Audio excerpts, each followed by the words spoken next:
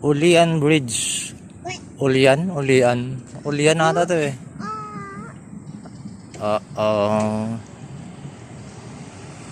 Ongoing construction.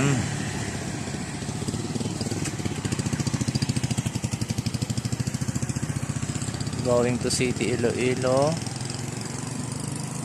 And going to Rojas Capiz.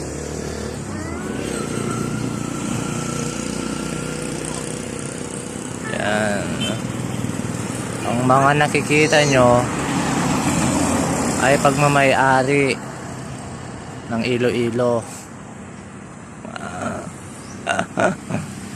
Oh my gosh.